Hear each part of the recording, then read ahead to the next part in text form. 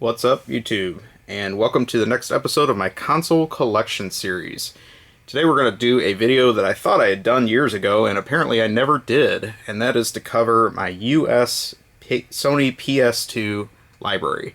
I have already made a video on my Japanese PS2 library, so you can check that out in my archives. I'll put a link to it in the description below. But what I wanted to cover today is what I thought was one of my lesser collections was my US PS2 library. And one of the reasons for that is because I actually had a Japanese PS2 for a good 2 to 3 years before I ever bought a US PS2. So pulling these games off the shelf to get this video together, I thought this was going to be a pretty brief overview of my PS2 collection, and then I realized I have nearly 150 games to cover. So with that said, I'm going to go through these very quickly, hopefully not dwell on them too long so that you lose interest, but I do think that due to the amount of comments I get from PlayStation fans, there's probably a lot of people that are interested in checking this collection out. If there are some games in the collection that you feel that I'm missing, it could very well be that I have the Japanese version of the game, because I typically purchase those first, along with all the Japanese exclusives that interested me along the years. So I'm going to start this off as I usually do with these videos and talk a little bit about the hardware itself. Since I've already covered the fat PS2 in my Japanese PS2 collection video, we're going to talk about the Slim here very briefly. This was my second US PS2 that I bought. It's a silver Slim PS2. They did cut down the size of the initial PlayStation model for the fat significantly for this. I do like the form of the Slim.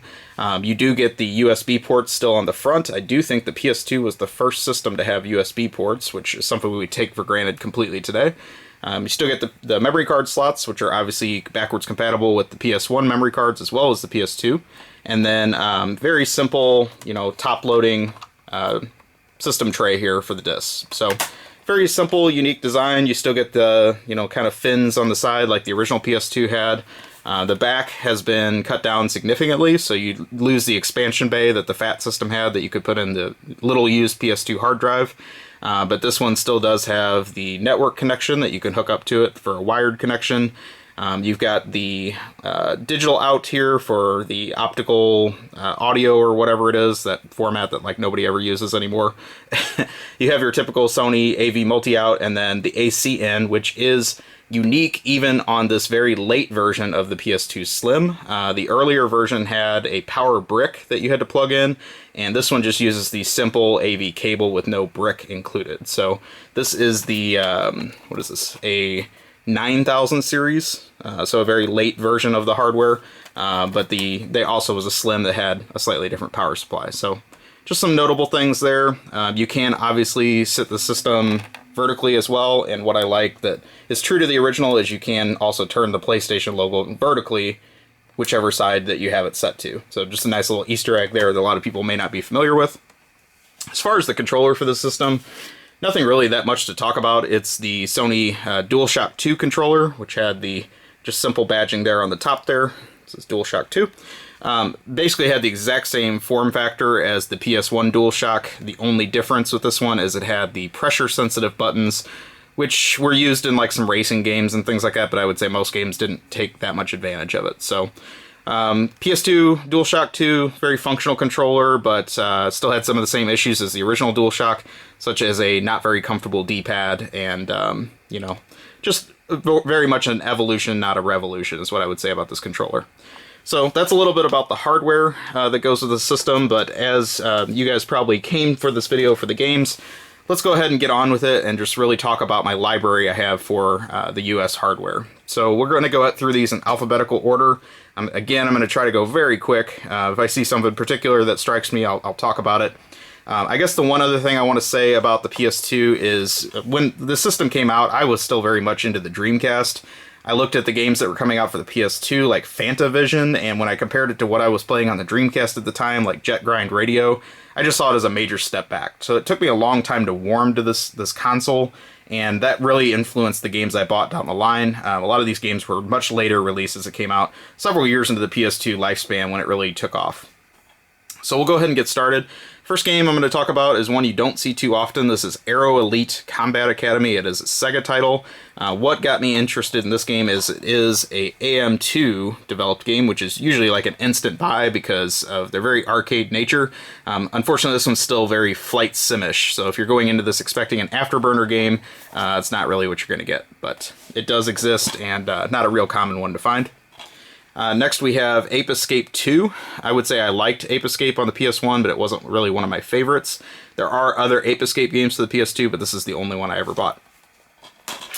I did buy one of the two Ark the Lad collection games that came out, or Ark the Lad games that came out in the US. This is Ark the Lad Twilight of the Spirits. There was another one that Namco actually published here for some reason. And I didn't really get into this one too much. I played the Working Designs published collection for the PS1 much more. I thought I might be interested in this, but I just really never got into it too much. You will see a fair amount of RPGs in this video that I probably just really haven't had the time to play, so if you see anything in particular that I'm glossing over, feel free to shoot me a comment if there's something I need to check out, because I can definitely direct my energy accordingly. Next we have Arcana Heart. This was a late release Atlas published fighting game for the system, and there was also a sequel to this that came out on the PS3 and Vita. So if you're interested in the series, there's a couple other ways to get the games. I would say it's a functional fighting game, but not necessarily a essential, piece of your PS2 library. So worth getting if you can pick it up cheap. We have the Art of Fighting Anthology. This has 3 of the SNK Neo Geo arcade fighting games in the series.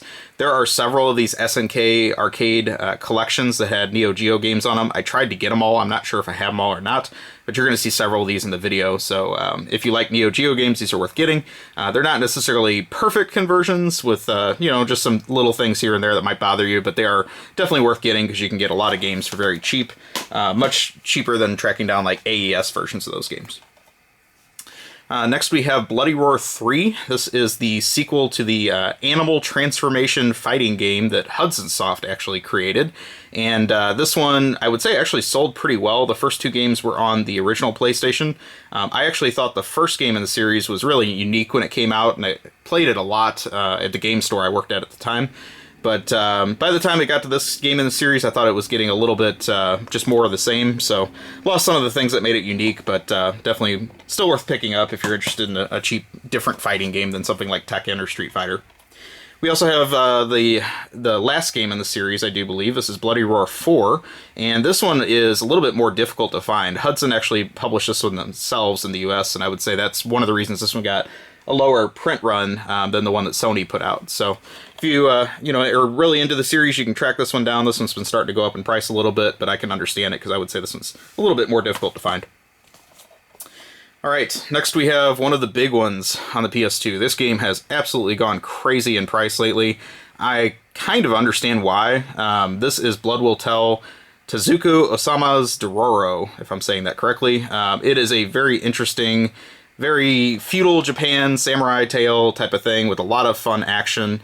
I would say this one is justifiably rare. If you think about some of the games that go for big money on the PS2, you see them all the time. This one, in all my years of game hunting, I probably have seen this game like twice in stores and conventions and things like that. So it is one of the more very low print run games, I would say, on the PS2, but it's also a lot of fun. I wish I had a little bit more time to invest in this one because I enjoyed the little bit that I played of it, and I see this one continuing to stay strong in price for quite some time, just because, again, low print run, it is a Sega published title, and also just a good quality game on top of it all. Next we have one of the infamous games that really was used as a tech demo, if not anything else, on the PS2, even in Japan before it came out. This is The Bouncer, which is really considered like Squaresoft trying to go in a new direction for games. And this game was just praised to be the best thing ever. I mean, there were people that refused to even give the Dreamcast a chance because The Bouncer was going to be the save-all game for video games, I guess. And once the reviews started to come in from Japan, I think that the balloon got popped a little bit. And then once this game came out in the US, people really just didn't even care. I think it was a launch title for the PS2, so it obviously sold pretty well, but people don't talk about this game at all anymore, and I think those that were around at the time would definitely appreciate the hype around this that really didn't turn into anything. And you can kind of tell it didn't go anywhere because Squaresoft never made a sequel to it. Next we have Bombastic, which is kind of a unfortunately bland titled sequel to the very fun puzzle game from the PS1, which was also retitled for the US called Devil Dice. And Capcom actually published this one in the US with this kind of generic cover, but it's still very much similar to the PS1 game as far as how it plays. Very simple to pick up puzzle game to start out. You rotate dice across a board and match them up and things like that, make them explode. But it is very addictive once you get into the gameplay. And if you don't pick up Devil Dice, I would say check this one out. It's still pretty cheap to get, I think. And just a nice, interesting title that came out to the US. Next we have Bujingai, The Forsaken City, and this one is one that I also own my Japanese hardware. This is a game that was co-developed by Taito and Red, Red being the company that brought us things like Bonk's Adventure, and very, very stylish 3D action-adventure game. It was very well known in Japan because it features this like boy musician named Gact, who was kind of a cultural touchstone, I guess, for the time. They very much played his importance up on the Japanese cover. He's like the focal point of it. It's kind of like, you know, like how Vin Diesel wanted to be in video games and things like that. Just very self-centered, you know, appeal, I guess, to fans of that character. US, they obviously knew nobody would know who that character even is. So they just came up with this much more simple cover. It's kind of a budget title release, I would say here even, but very fun game. And honestly, I think this game should go up in price. I just don't see this one a whole lot, and I think that if people gave this one a chance, they would definitely be interested in checking out more. Next we have Capcom Fighting Evolution. This one was kind of an interesting mashup of several of the Capcom fighting game series. So you had characters from Street Fighter, Darkstalkers, and then Red Earth kind of mixed together in this. I don't really think this one took off that well. I can't even remember if this was an arcade game or not, but, you know, it also came out multi-platform, so you can get this on the Xbox as well. But just another one of the many fighting games that Capcom gave us during that era. Next we have Castle Shikigami 2, or as it was known in Japan, Castle of Shikigami 2. This one is a very notorious budget game release. It has some truly awful and fascinating at the same time voice acting. There's several videos of YouTube just really on YouTube just focusing on that aspect of it alone.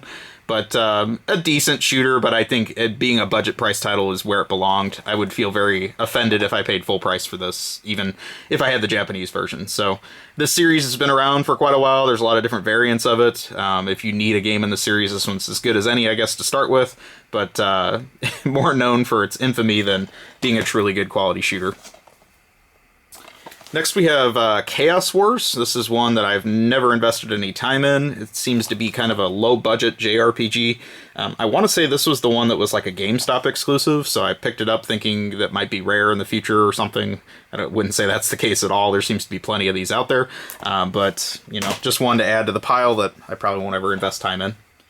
Next we have the Koro Q game that Atlas published here. There's actually like 3 or 4 Koro Q games that came out in the PS2 under various publishers and titles. This is the only one that truly kept the original title of the series. I've actually heard recently that this is not the best game in the series. The game Road Trip is, but actually I don't have that one. So interested in getting that. These are actually like car RPGs, so just a lot of interesting things to do. They're these super deformed, real licensed cars. You get some pretty interesting stuff from Japan and also worldwide car history included in these. So definitely like the car models in this. I haven't played it a ton, but would definitely be interested in checking out more of the Koro Q games that we got in the US. Next we have a very weird title that I can recommend if you want something different for your PS2. This is Chulip. It's one of the just charming games that Natsume gave us. Probably in the #MeToo era, this is not appropriate, but your goal in the game is to run around kissing people. Probably consensually and non. And that's really how you advance the game, is by just kissing your way through life. I don't know how better to describe it than that, but it's very much a different game, and I'm very happy Natsume brought us this. It has gone up in price. I don't know what this is going for anymore, but there's, again, a kind of a reason. You don't see this one too often. Next we have Clock Tower 3. This is one in the series that I just haven't put much time into. I definitely like Clock Tower 1 and 2 on the PS1. I've played those two quite a bit. This one kind of felt like it hit the big time. Capcom actually published this one here as compared to Age Tech, who put out, I think, the first couple. So I think this one sold a little bit better. I don't really know if this one took off anywhere, but, you know, survival horror games being so hot now, I would say this one's finding a new fan base as well. So I would say, if anything, I hope it inspires more people to check out the first couple games in the Clock Tower series. I know there's a lot more of these in Japan that date back to the Super Famicom, so if you like the series, there's plenty to check out. Next we have Colosseum Road to Freedom. This is a Koei title that I have not put any time into at all. I just was kind of fascinated by the Roman art with a Japanese take on it from an action RPG standpoint. Kind of vowed to check it out someday, but I just haven't got to that point. So if you played this one, you can let me know in the comments. I know for a while this one was getting really expensive, and then it just kind of fell back to earth. So it doesn't seem like it's too expensive to get these days. Next we have Cold Sept, a game that was part of a very long-running Japanese series that I think this is the first of only two that ever came to the US. And the main reason I wanted this is this was one of the very few games that was published in the US by NEC for the PS2 of this era. So I think the other one was Tube Slider on the GameCube, and maybe that's it. And it was really strange because NEC obviously being very popular for bringing us the PC Engine, but some other branch of this huge electronics corporation, I guess they decided to get back into video games much more later down the road, and really didn't go anywhere from there. So I would say this one's a pretty difficult one to find. I'm not into card battle games, so I haven't really played it, but I know this game has a pretty good reputation amongst those that are. Next we have one of the drift racing games. This one is actually drift racing on tracks, as opposed to like mountain drives. And this is D1 Professional Drift Grand Prix Series. This one was brought to us by Ukes, and this was actually one of the games that they published themselves in the US. Most of their games were handled by other publishers. This one I have not put a whole ton of time into. You're going to hear more about the other drift racing games as we move down the library here. But this one is one I would definitely like to check out a little more. It seems to have a pretty good fan base. All right, next stack. So we have Dark Cloud 2. This was a sequel to a early PS2 RPG that Sony put out themselves. I have not put much time into this one. I think it had a pretty good reputation at the time, but you don't really hear people talk about it too much these days, so maybe it just doesn't really hold up. It does have these very nice cel-shaded graphics, which was kind of a fixture amongst this era of a few PS2 games, so kind of nice to see another one of those landing that way. This one is especially relevant now because there is a new game in the series after a very long hiatus, and this is the original Disaster Report, with this very unusual artwork by the publisher Age Tech. These games were actually developed by Irem, and they are part of a long-running Japanese series called Zetai Zetsume Toshi, I believe is how you pronounce it. They are basically disaster porn, so this one is all about earthquakes in Japan and navigating the world that opens up from that. Very interesting series, and I'm glad that they actually chose to bring this to the US. I don't think this game sold hardly at all, but it seems like now people are getting interested in it, and the price is starting to go up. But so I would say if you tend to just find this one somewhere out in the stores, go ahead and take a chance on it because it's pretty interesting. Next we have the Drakengard games. So we have the first one here, and then also the sequel. They were published, interestingly, the first one came out by Squaresoft themselves, or Square Enix, and then the second one was like co-developed, co-published, or whatever by Square Enix, and then published by Ubisoft, is what I should say. These are interesting games. I haven't played a ton of them, but they are just kind of interesting in that the PS2 was the start of this series, and then you got the PS3 game that came out several years later. Then we have another Atlas title. This is Dual Hearts. This is one that was pretty early of all the Atlas titles. It's an action RPG. Nothing really memorable, but easy to pick up and play. I would say this is one that has a nice style to it, but again, you just don't really hear too many people talking about it these days. Then we have another series that started on the PS1, at least in the US, and that's the Echo Knight series. This is Echo Knight Beyond. And this is another one that's really picked up in people discovering it these days. It seems like it's going up in price quite a bit. Interesting, kind of survival horror in space type of theme, which is very different than the first Echo Knight game on the PS1, which took place on a ship. So, interesting game premise, one I haven't put a whole lot of time into, but would definitely like to play a little bit more. Next we have Endgame. This is one of the GunCon compatible games on the system, and it was actually European developed. It is a kind of budget renderware title. You're going to hear me talk more about this game in a future video, but if you're interested in picking up the gun games for the system, this is one that kind of falls through the cracks, I would say, because it wasn't developed by Namco. Next we have one I just recently added to my library. This is Eternal Poison. This is another one of the Atlas titles. This one came out late in the system's life. Haven't played this one yet either, but interested in checking it out. It looks like it has a pretty neat art style to it. Then we have one of the latest Age-Tech releases that came out in the US shortly before the company went out of business, unfortunately. This is Falling Stars, which is a RPG that was intended for girls, and had a kind of an interesting art style to it. I don't even think this was Japanese developed. I want to say it was European developed. It just kind of has that JRPG look to it.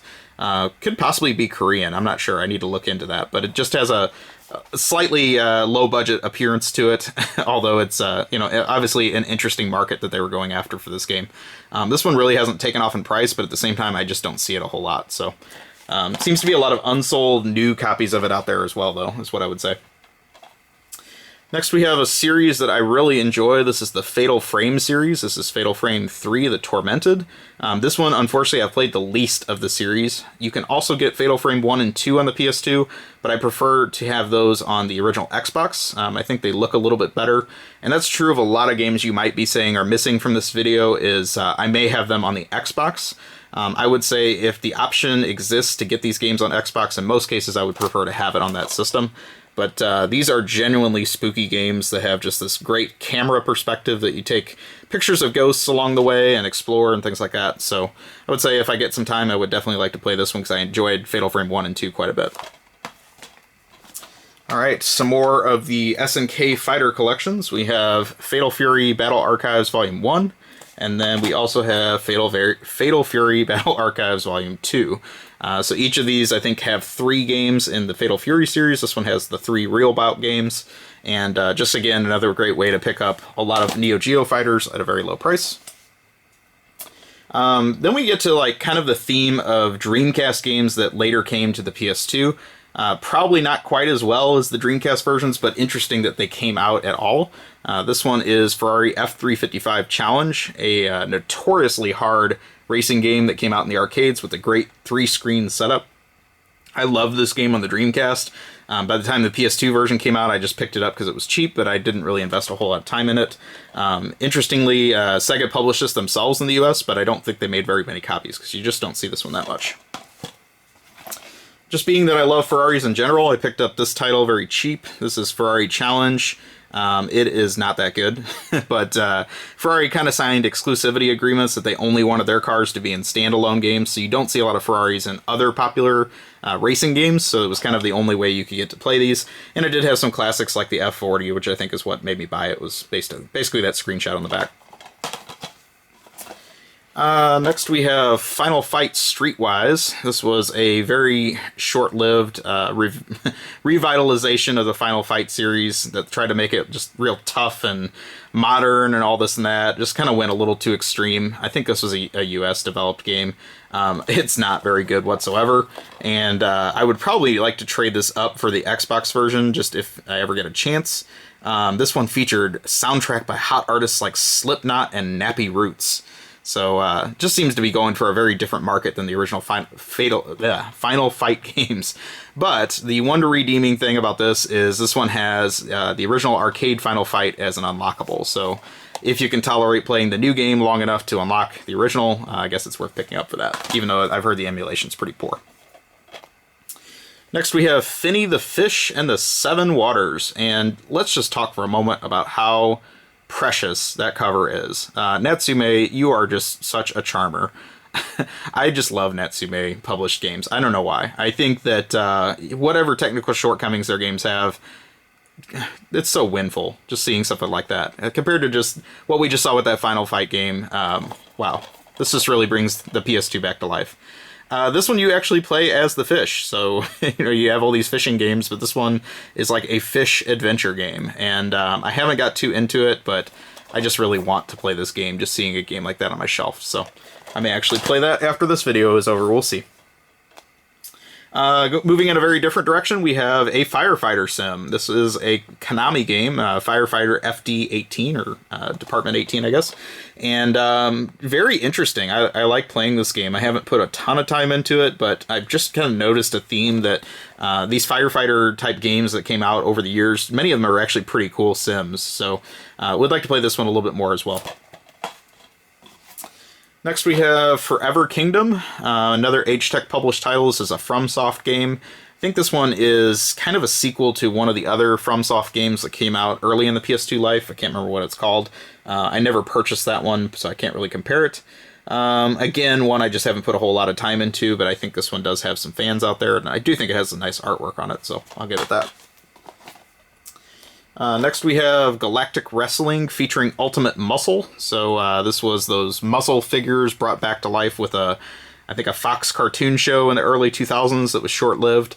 There's also the GameCube version of this that came out earlier, and this is, I think, really intended to be like an enhanced sequel or enhanced version of the GameCube title with a different game title to it, if that made any sense.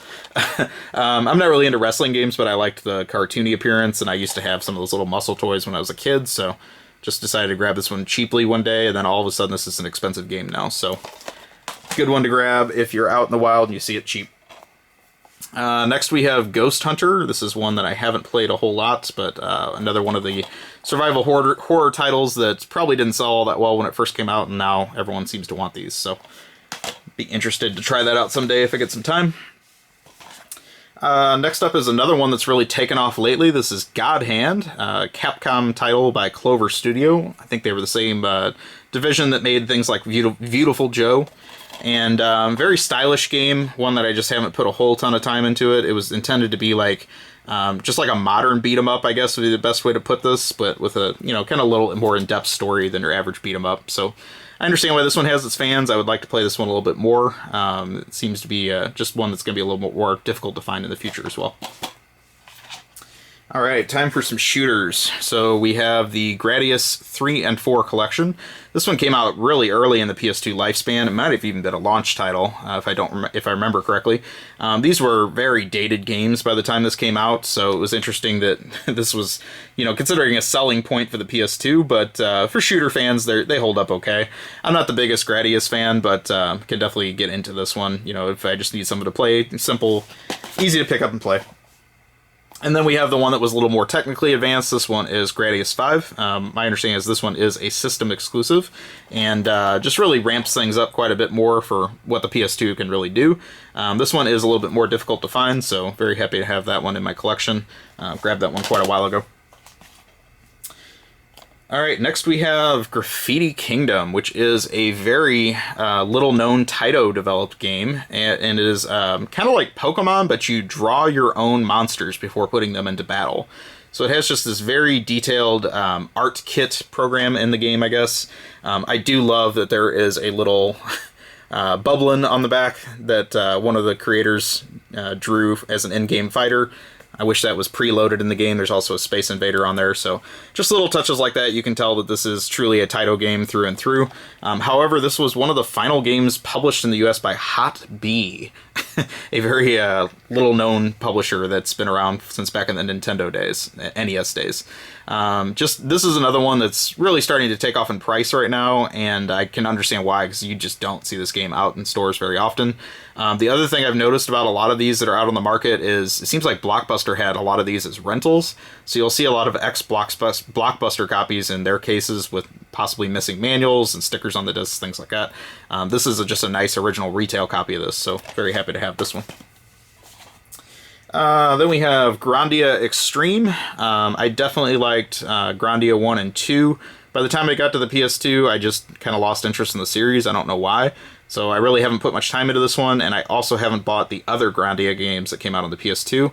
I know 2 got a version for the system, then there was 3, and then maybe another one. I'm not positive. I think this one was the final of the 3 of them or so. So another one for a rainy day I might pick up and play.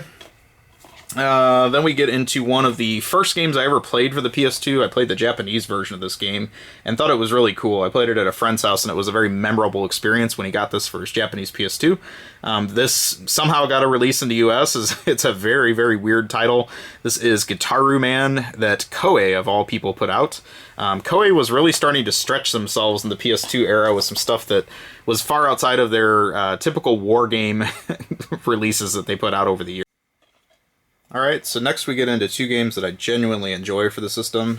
We have the original Gungrave, which was published by Sega, also developed by Red, and just a very great mindless blast-em-up type of action game. Based on a Japanese anime or manga series, I'm not sure which, but either way, even if you don't know the original source material, you can have a lot of fun with this game. And then shortly thereafter, we got the sequel, which was Gungrave Overdose. This one by a different publisher, Mastiff. I guess Sega realized the game didn't sell that well in the US, so they backed off. Mastiff came out with this one, but equally as fun, and can highly recommend either one of those. Then we have a Working Designs launch title. This is Gun Griffin Blaze. Not really one that I'm that interested in, but just interesting, I guess, for being one of the few Working Designs games on the system, and then it has this foil cover as well, just kind of traditional with their style. Then we have a handful of games that I've never played. I probably only bought just for shelf candy purposes. I would sell all of these off these days. We have the Dot Hack games, and I just have to call these out by the spine because they did the nasty collector thing, which is to make each of the spines on these make a picture. So you need all 4 of the original games and then also the GU games to have all the pictures, and that's really the only reason to have these. They'll probably be going away soon, so we're just not going to talk about those too much. But those are part of the collection as it sits today. Next, we'll go into a tennis game that I thought might actually be difficult to find in the future, but overall this is very common. This is Hard Hitter Tennis, which was an Atlas published tennis game of all things. You would think there would be like some demon possession on the tennis court or something to fit up to their legacy, but overall I would say it's a pretty straightforward tennis game of all things, so kind of unusual that came out. Next is another one of the big titles for the system. This is one of the probably the few of the really heavy hitters on the system that I own. This one is Haunting Ground. This game has also gone crazy in price lately. A interesting survival horror game by Capcom that I've barely even played, but you know, I'm sure you could read and watch plenty on this game if you're interested. This is one I grabbed, thankfully, before it went crazy in price. I knew this one was going to be a little bit more difficult to find, so happy to have that. I don't have some of the other big ones like Kuon. If you're looking for that in this video, I'm sorry, I can tell you right now, spoiler alert, it's not in here. But would be nice to have it if I ever came across it cheap. Next we have a cheap budget title called Hidden Invasion. This was developed by a company that was out of Spain, I believe, or some other European country. It may not be Spain. But their motto for what they wanted to do with video games was to make games like colorful Sega arcade games, just big, dumb arcade fun. And I would say that this one holds up to that. The game company is called Toka, who also rebranded from a prior title, which I can't remember right off the top of my head. This game, if you go in kind of expecting our arcade experience, it is perfectly fine and fun. Just has that just mindless arcade feel to it. But if you're looking for something deep, you know, obviously pass on this one. So happy that came out here, and I think they achieved their goal. Next we have one of the, I guess, quote, important titles for the PS2 that it's kind of known for. This is Eco. I tried to get into this game. I mean, I appreciate what it was trying to accomplish and how artistic it is. I just really couldn't get into it, to be honest. But maybe with some more time, I would play this. And I know now there's remastered versions, so this one's probably not even that essential anymore, but it does exist, and it was important, I guess, in its moment. Then we have some more of the SNK Fighters. This one is the King of Fighters collection, the Orochi Saga. This one also came out on the Wii.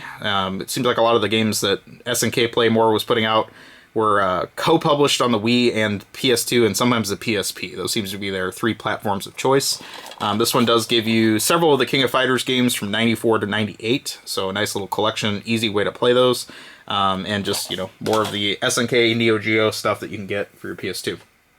Then King of Fighters 98 got its own standalone release. This is King of Fighters 98 Ultimate Match. I think this one was like a reimagining of King of Fighters 98, since that was one of the more notable games in the series.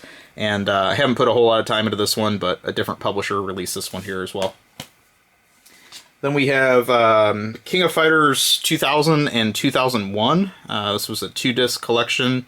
Some of the later games in the King of Fighters series on the Neo Geo. Shortly before the Neo Geo AES died out, so nice to have those on the PS2. And then one that I think that was a PS2 exclusive, may have been an arcade game, I'm not positive. This is King of Fighters 2006. I probably haven't played this one at all, so your guess is as good as mine. This one looks more 3D-ish, so probably not going to be too much to my taste. Then we have The King of Route 66, a sequel to the much more popular 18-wheeler American Trucker by Sega, the arcade game as well as the Dreamcast release. This one was exclusive to the PS2 on home release. I can't remember, I think there was an arcade version of this. And if you liked 18-wheeler, I'd say this one's worth picking up. It was an AM2 developed game, which I typically like. This one I don't see very often. I think that with this cool reflective cover, this one could take off at some point, but we'll see. So, kind of hard to predict what's going to be rare on the PS2 because the library is just so huge. And then we have another H-Tech title. This is Kingsfield, the Ancient City. These Kingsfield games are kind of dry, so I just don't really put a whole lot of time into them, but I know the series has its fans. This is a game that I absolutely love on the PS2. I had the Japanese version of this prior. This is Klonoa 2, Lonatea's Veil. If you like Klonoa, the PS1 or Game Boy Advance games, or any of the other games in the series, this is well worth playing, and has a nice cel-shaded art style to it. I don't like it as much as Klonoa 1, but I would say this one holds its own, and definitely worth owning for your PS2. This was a system-exclusive game, which is nice to have. Then we have Legaia 2, a sequel to Legend of Legaia on the PS1. Probably one of the lesser RPGs, if you were to ask me. I don't think this one is that well demanded these days, but it was part of the Fresh Games sub-label that Eidos had at the time that focused on quirky Japanese games that they wanted to release here. So nice that we got that, but not probably that notable. Then we have Lowrider, which probably is a game that most people just walk right by on the shelf and don't even give a second glance to. Please don't do that. Lowrider is absolutely great. I owned the Japanese version of this very early when it came out. I prefer that version. It has much better artwork on the cover, and the US version actually was edited. They did some things with some of the content that could be, I guess, considered insensitive, and edited it for the US version. But it goes a little bit more beyond lowrider cars. It's really a cultural examination of lowriders and the people that own them, and just a lot of just very interesting different mini games and things like that that are part of this series. I really think that the FMV in this is a treasure. It is a very Japanese take on this lowrider culture, and a lot of it was filmed on site in LA and things like that, is my understanding. So definitely recommend this game. It's very cheap, and don't let that cover art fool you. This one is very, very unique if you're looking for something different for your PS2. We already talked about one of the other games in the series, but this is Magic Pengel, The Quest for Color. This is the other Taito game in that Graffiti Kingdom series. This one came out first, and very happy that this one came out here as well. H-Tech actually released this one. It's pretty difficult to find, but more of that draw your own creature and then battle it type of gameplay that the other one had. And just very nice, creative title that I'm happy actually got released here, even though probably nobody bought it. Then we have a much more popular series. This is the Maximo series games. This is Maximo Ghosts to Glory. These were considered to be like spiritual sequels to Ghosts and Goblins and Ghouls and Ghosts. I would say they don't really hold up as well these days, but you have that wonderful artwork on the cover by a very famous Japanese artist who did the Famitsu covers and things like that. So very happy that these were released here with the original artwork intact. The games themselves were not Japanese developed, I don't think. But then we also have the sequel, which is Maximo versus the Army of Zin. Same thing, just wonderful artwork on the cover, but the game itself is just so-so. So I remember being really excited when the first one came out, and then kind of disappointed when I played it.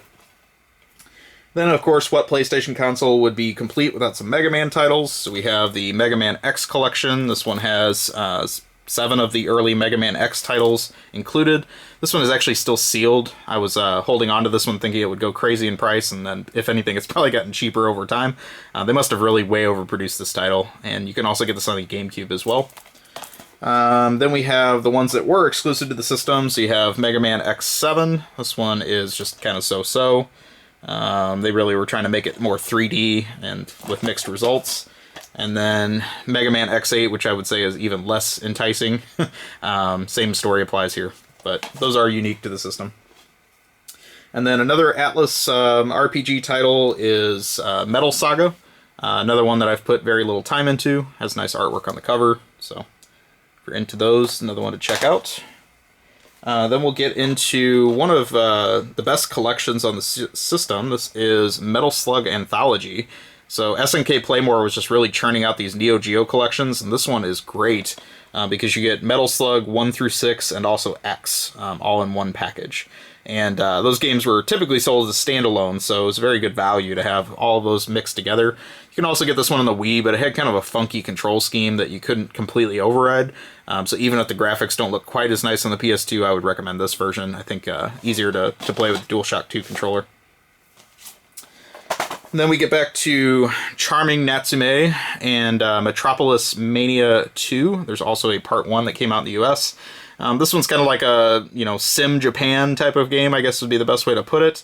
Probably a little bit above my attention span, but it was kind of interesting that it had real branded Japanese companies, like, Japanese traded companies, I guess, like Yoshinoya and Uniqlo and things like that included in the game. So, I don't know. Probably, again, not something I'm going to get too into, but I thought the cover art was cool.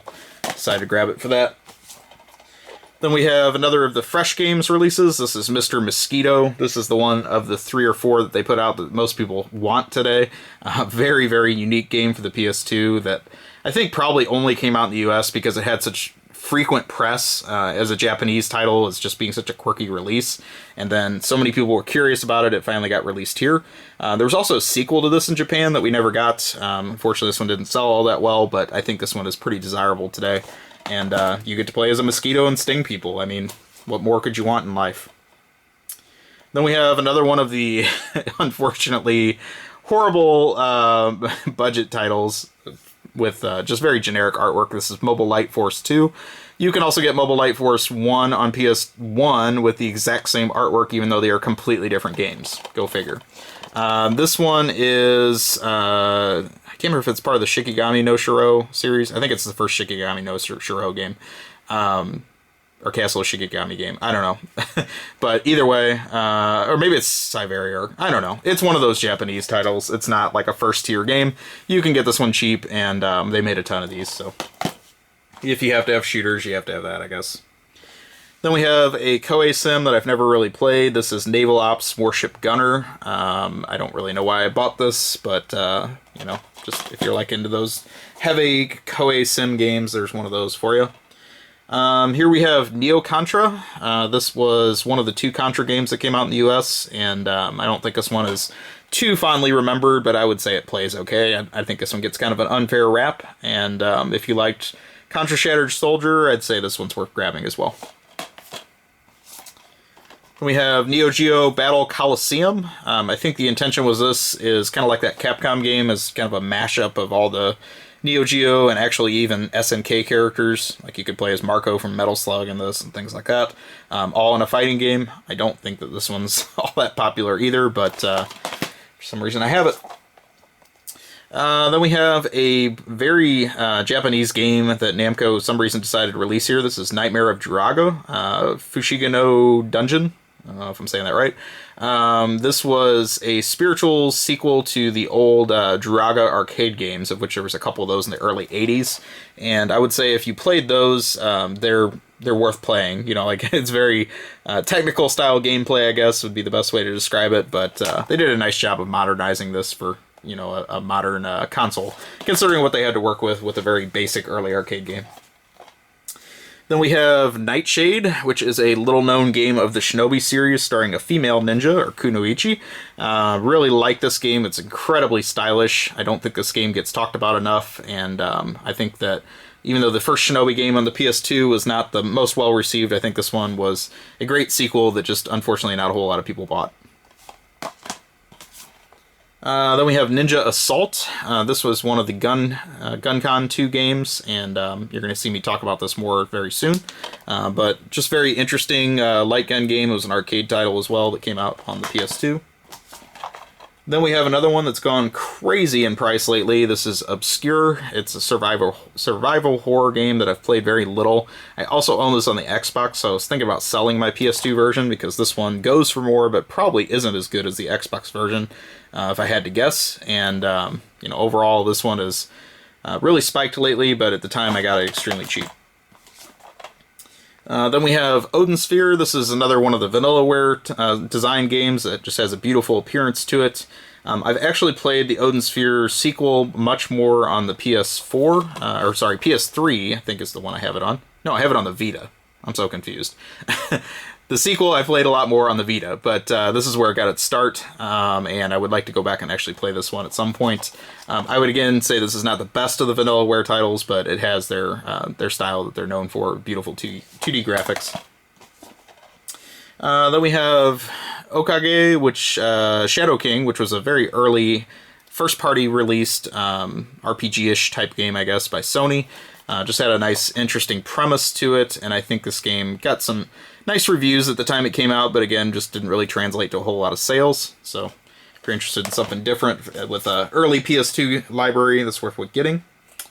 Then we have Okami. This is another one of the Clover Studio games. This one was very well regarded. It also came out on the Wii.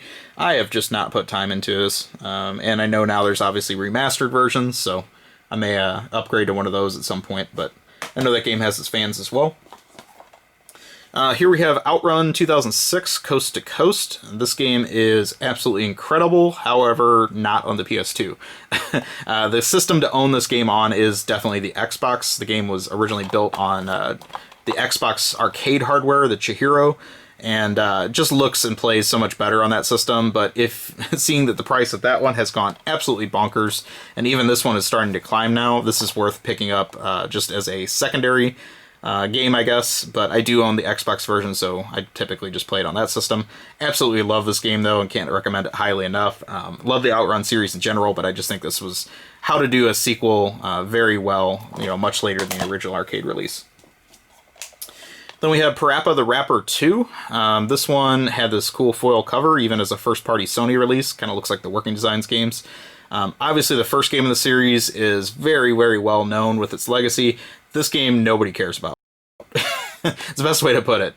They really messed up with some of the gameplay choices in this game, but it does have the same wonderful art style that the original did. The story is just very, very not good. It's the best way to put it. Like the first one was weird. This one's just kind of dull, I guess would be the best way to put it. But overall, I think this game is starting to get some second looks now just because so much time has passed, but this game just bombed when it came out, and I don't think they sold a whole lot of these, unfortunately.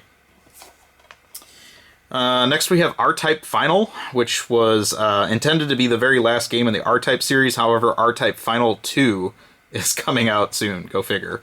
So I think there's going to be a lot of people wanting to track this one down. It's another one of those fresh games, published games in the US, but obviously one of the IRM developed games before IRM no longer existed. So R-Type games aren't my favorite, but that one's decent. Another classic shooter series that got a release on the PS2 is Raiden. This is Raiden 3. This is after the Seibu Kahatsu developed games. So this one I don't think was any involvement on their part. It was by a company called Moss, which was probably some ex-Seibu employees. This one was released by a budget publisher in the US, so it's very low frills. I think it's okay, but I would, overall say play some of the earlier games in the series or the Raiden Fighters games. They're much better. We talked about Disaster Report earlier. This is the sequel. It is not related in title. This is Raw Danger in the US. And this one, instead of earthquakes, is all about flooding and massive flooding destruction in Japan. So I haven't dug into this one as much, but this series is very unique, and like I said, there's a new game in the series that's out now, so if you're interested in something different with, again, very unusual artwork by Tech, worth picking up for your PS2. Then we have a game that's kind of known now as a hidden gem, I guess to use the term. This is the Red Star. I don't think anybody really bought this game when it came out, but now people are wanting this. It's just an interesting shooter that, I'm trying to remember what the story was with this one. Had something to do with some series it was linked to. I don't know. Somebody else can tell me in the comments what this one's all about. I've played it very little. I grabbed it because it was cheap and it was just something different, but overall haven't put much time into it. Alright, moving on to the next stack. We have Red Ninja, The End of Honor. This is one that I got recently. I would actually rather have this on the Xbox. I just can't seem to find the Xbox copy in good condition. This is another one, though, that's starting to take off in price now. I just don't think there's a whole lot of these out there. But, you know, I do like ninja games. This one's 3D Ninja. I like 2D Ninja stuff much better. So probably not one that's going to be an all-time favorite, but I'm glad it exists. Speaking of games that are all-time favorites, this is Rez. This game was just very important to me on the Dreamcast. It was one that I played extensively, even though it only came out in Japan and Europe. But we did get a US version for the PS2, and there was actually a dedicated vibrating controller called the Trance Vibrator that you could get for the Japanese PS2 that is compatible with the US system. I would like to own one of those. I don't yet, but this one plays very well with the DualShocks as well. This game is truly an experience if you have the right stereo equipment, the right lighting, and the right environment to play it in. It's a very visual and audio experience. It's just the best way to describe it as an action music game. Very happy this came out in the US. This game's kind of been all over the map in pricing. It's actually at the low point right now, so if you've ever been curious about it, it's a good time to pick up Rez. Then we have another just charmer of a game. This is Ribbit King. I've been a big fan of this one for ages. This one I also owned in the Japanese system. Bandai produced or published it here. I can't remember who the actual developer was. A very small publisher in Japan. But it's Frolf is what it is. It's Frog Golf, and it is actually called Frolf in the game. It is extremely addicting. You don't need to be into golf games to be into this game. It's more like a mini golf, I guess I would say. But you use like a hammer on a platform, like a rubber hammer, on a platform that the frog sits on, and the goal is to get the frog to the hole in as little shots as possible. It is just an absolutely adorable game. This also came out on the GameCube. I don't think it sold well on either system. They are very difficult to find today, but can highly recommend the investment. I think these are a lot of fun and support a lot of players. I think you could have up to 4 people playing that one at once. Then we have Ridge Racer 5. This one was also a launch title for the PS2. I never bought into the hype on this one. I was a huge Ridge Racer fan, the whole series on the PS1, but by the time it got to number 5, I thought the series had kind of run its course a little bit. Playing this one now, it's alright. I think that, you know, obviously was surpassed by later PS2 racers, but happy this one, you know, was part of the series, I guess, even though it's not as great as some of the earlier ones. Then we have Ring of Red, which is one of the strategy RPGs that Konami actually put out here. This one is starting to get noticed a little bit more, it seems like, these days. It has a nice art style to it. A little bit heavy on the technicality of the gameplay, so I haven't got too deep into it, but one you can definitely check out if you like that kind of game. And then we have another very weird one. This is Rad, or Robot Alchemic Drive, published by Enix, and this was before they became Square Enix. This one, again, very heavy, I think, on the sim features, but one that I would like to play a little bit more. Just, you know, big robots in the city type of thing, I guess, going on. Another one that sold very poorly, I would say, when it came out here, but now everybody seems to want this game. So definitely picking up an interest. Then we have Rogue Galaxy. This is another one of the first-party Sony RPGs. Not one I've played very much at all, so couldn't tell you much about it. We have another one of the Neo Geo arcade collections. This is the Samurai Showdown anthology. This one gives you, what, 6 Samurai Showdown games from the Neo Geo. So a very nice way, again, to get games in that series all on one disc. We have another Atlas title. This is Samurai Western. Kind of reminds me of Rising Zan Samurai Gunman on the PS1, which is one of my all-time favorites on that system. I don't think it was related by developer or anything like that, but just very similar to have this, you know, samurai ninja, or cowboy ninja, I guess is what I'm looking for. This one also has reversible artwork, so you can flip it to whatever style you like. Both of them are pretty cool. And another game that's really gone up in price lately that I think is now getting its due. Then we have Sega Soccer Slam. I am not really sure why I bought this one, other than it was a Sega published game, and I don't really think that's something I would go back and play these days, but you can also get this on the GameCube. One that you don't see too often is Seven Samurai 20XX. This one is obviously related to the Seven Samurai film, classic. I just haven't played it too much. I think it's kind of like a beat 'em up, slash 'em up type of game. I don't know. I would like to put some more time into this one, but you can let me know if you've ever played that one, how it is. Then we have Sky Gunner. This one is very, very stylish. Kind of reminds me of Tail Concerto as far as the styling. I don't know if it was any of the same developers, but Atlas published this one as well. Unfortunately, the gameplay on this one is nowhere near as fun as the style of the game is. I would rather watch somebody play this game than play it myself. Let's put it that way. But if you like stylish games, that's one's worth taking a look. Then we have the Shadow Hearts series games. These were developed by Aruze, maybe even a Saknoth. That's the company I was looking for. They also put out Kudelka on the PS1, and I think these were loosely related to that, if I remember correctly. Haven't really put much time into these, but there's 3 of them. So I have that one, and I have Shadow Hearts from the New World. This one was published by Xseed, so there really wasn't consistency in the publishers. Then we have the Shining series games by Sega. These, you know, Shining Force is obviously a very well-known, long-running series, but nobody really talks about the PS2 games, so I don't know if they're not that good or what. But we have Shining Force EXA, and then we have Shining Force Neo, and finally we have Shining Tears. So I don't know really how well connected all 3 of these games are, but if you like that series, there's some in it you can check out. Then we have the original, or not the original, but we have Shinobi for the PS2. And everything I said before about Nightshade applies here. It just has that really nice stylish look to it. Gameplay is a little bit loose, but overall just very happy this came out and kind of brought the franchise back. Wasn't an arcade game, but it was brought over by Sega Overworks, was their sub-developer that created this one. And just very beautiful game for the PS2 if you're looking for something. The scarf plays a big part in the gameplay and also the design of the game. We have another one of the working designs launch titles. This one is Sylpheed the Lost Planet, kind of a tribute to the original Sega CD Sylpheed game. This one plays pretty well if you like rail shooters. You know, again, don't expect too much as an early game for PS2, but easy to get this one and pretty fun. And then we have probably the most interesting of those SNK Neo Geo packs. This one's SNK Arcade Classics 1. Unfortunately, that's as far as the series went. There was a Volume 0 for the PSP in Korea, of all places, but there was no Volume 2, unfortunately. So you do get, I think there's like 16 Neo Geo games. Yeah, 16 on the disc. Pretty wide variety of titles they picked for it.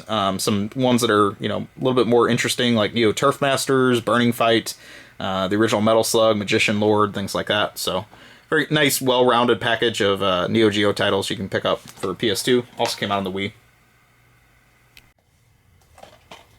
Alright, then we have Soccer America International Cup. Why would I want this?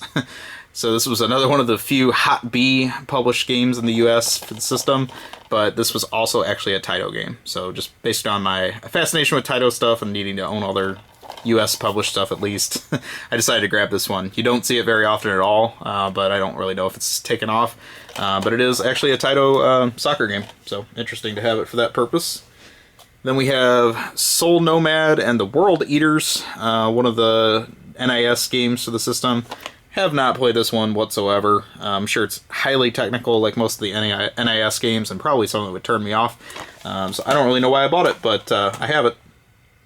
Next we have a game that was on the Dreamcast, and I really liked the sequel that was on the Japanese-only Dreamcast. It was a Space Channel 5 Special Edition. And this game, although Space Channel 5, the first one, bombed in America, they decided to give us this special pack that gave us both of the games, with Part 2 in the US for the first time on the PS2. So if you're interested, this is a great way to play Space Channel 5 Part 2.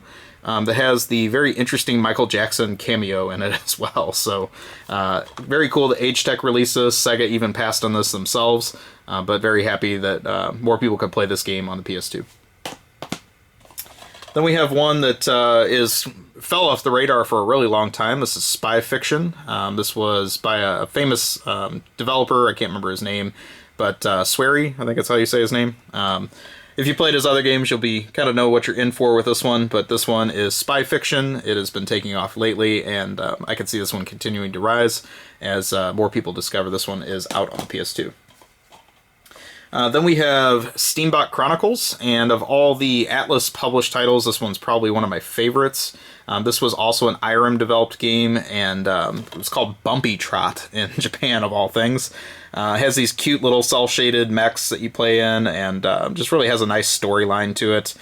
Really recommend this game. There's also a sequel on the PSP that I enjoy as well. And I think that these games are going to continue to take off because this is got a nice, charming storyline to it, and you don't hear many people discuss it too much these days. Then we have Stretch Panic, a game that was hyped to death because of it being a Treasure-developed game, and very similar to the Bouncer. Once people actually played this game, they realized that it's not all it's cracked up to be. This was on the cover of Game Go magazine for its one issue that hit the stands, if you ever followed that post-Game Fan magazine.